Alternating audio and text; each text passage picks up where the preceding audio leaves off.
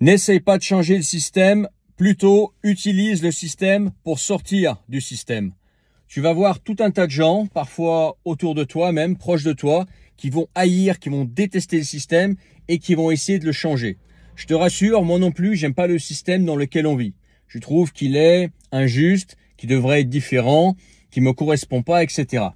Sauf que ni toi ni moi, on pourra changer le système. Et même si on pouvait y arriver, si on avait une chance d'y arriver, ça nous prendrait tellement de temps qu'il faudrait peut-être une vie pour changer le système. Ce qui fait qu'on arriverait à la fin de notre vie, on aura essayé de changer le système, on y sera peut-être arrivé, mais entre-temps, le temps a passé et on n'aura pas profité de notre vie, on n'aura pas utilisé notre vie.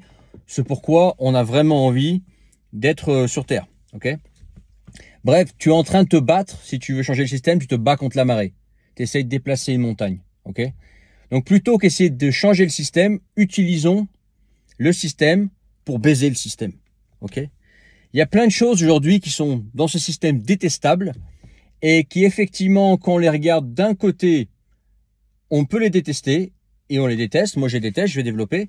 Par contre, si on regarde la chose d'une autre façon, ces mêmes choses détestables, si on les utilise convenablement, on peut justement les utiliser pour sortir de ce système qu'on n'aime pas. Okay, par exemple, je te prends l'exemple d'Internet. Moi, je trouve qu'Internet, c'est le diable. C'est ce qu'il y a de plus dangereux. Internet, c'est la surveillance des masses, c'est la manipulation des masses. C'est un œil dans ton téléphone qui te regarde constamment, qui t'écoute constamment.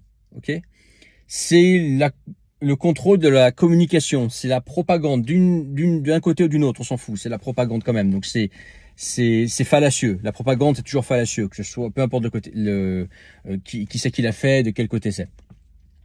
Bref, Internet, c'est le diable. Mais en même temps, sans Internet, bah, j'aurais jamais pu être libre géographiquement.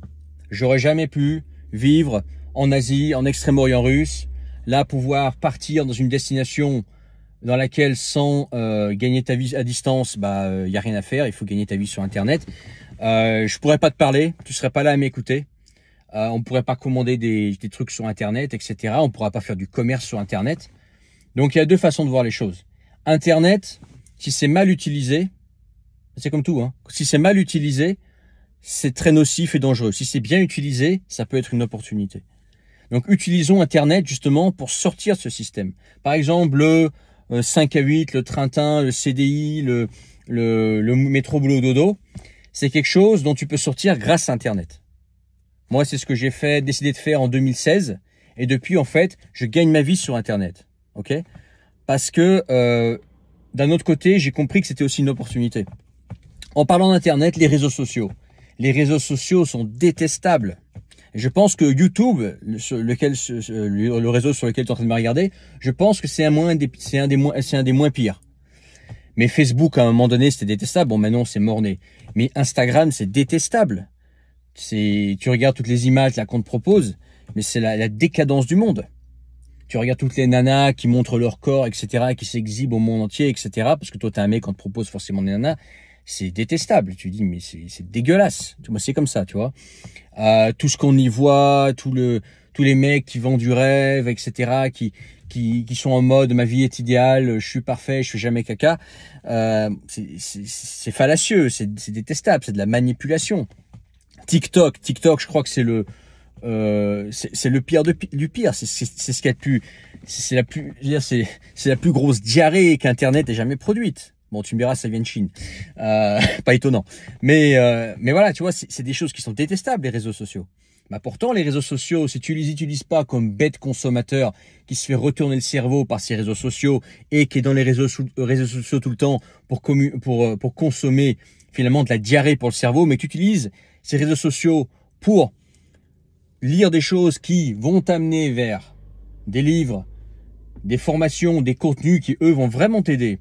Ou alors, tu utilises, encore mieux, ça c'est la deuxième étape, tu utilises les réseaux sociaux justement pour toi devenir un créateur de contenu qui sera consommé par d'autres personnes. Et ces personnes, tu pourras les aider, leur proposer des produits et des services qui, toi, vont être bénéfiques parce que tu vas gagner de l'argent avec.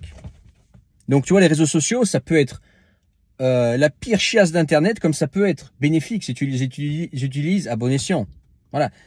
YouTube, c'est une sorte de réseau social. Telegram, c'est une sorte de réseau social. Bon, c'est une messagerie, mais c'est pareil. Mais tu m'as compris, tous ces moyens de communication, c'est à la fois le diable et à la fois une opportunité pour devenir libre, pour te sortir de ce monde diabolique, ok?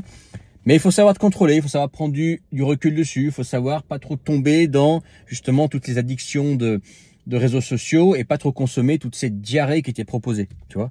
Ça demande d'être fort, etc. Ça demande de prendre du recul, mais voilà, si tu fais le travail, c'est plutôt une opportunité. Voilà, 2 exemples. Internet, les réseaux sociaux, la vente, tiens. Bon, tiens, comme je parle en France, là, en France, il y a un problème avec la vente. Faire du business, vendre quelque chose, proposer un produit, c'est souvent mal vu, etc. Les gens, ils ont du mal avec ça. Même ceux qui se disent, entre guillemets, de droite, même ceux qui se disent, voilà, plutôt business, ils ont vraiment du mal avec ça. C'est quand tu compares, par exemple, aux anglophones, etc., ou aux néerlandais, il n'y a pas photo, quoi. Bah, c'est toujours pareil, la vente, c'est ça peut être très ça. Si c'est utilisé pour arnaquer, c'est sale. Si c'est utilisé pour proposer derrière des solutions qui ont vraiment aidé les gens, c'est une bonne chose. Tu peux détester la vente autant que tu veux, mais entre-temps, si un jour tu vas avoir ton propre business, que ce soit un business de, comment dire, manuel, d'artisan, ou que ce soit un business en dur, là, ou que ce soit un business sur Internet, ou que ce soit même te vendre pour un entretien d'embauche, tu seras obligé d'en faire de la vente, que ça te plaise ou pas. Sauf que si tu utilises la vente avec une certaine éthique, que tu n'utilises pas tous les coups tordus qu'on peut trouver, que derrière tu produis vraiment un truc qui va aider les personnes qui étaient intéressées déjà par ce que tu fais, c'est plutôt positif la vente, tu vois. Et surtout la vente, ça te permet de sortir du système aussi. Parce que derrière, si tu vends quelque chose, forcément tu obtiens de l'argent, et de l'argent, si ça s'accumule, ça devient un business, et en devenant un business, eh ben, tu te libères. Et encore plus, si c'est un business qui est en rapport avec Internet. Parce qu'Internet te permet justement de faire du business depuis n'importe où. Depuis la Thaïlande, depuis les Philippines, depuis quelque part en Amérique du Sud, depuis le fond de la Russie où il y a des salaires de merde.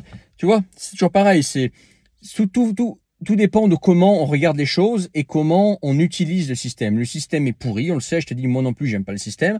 Mais essayons d'utiliser en fait toutes ces armes employées par le système contre nous, saisir ces armes et l'utiliser nous pour sortir du système, pour se retourner contre le système. Le système, il essaye de te baiser avec des armes, tu lui chopes les armes des mains, et au contraire, tu retournes ces armes contre le système lui-même. Tu vois? Ok? Parce que de toute façon, le système, on ne changera pas. Et voilà, moi, perso, j'ai pas envie de passer ma vie à essayer de changer le système.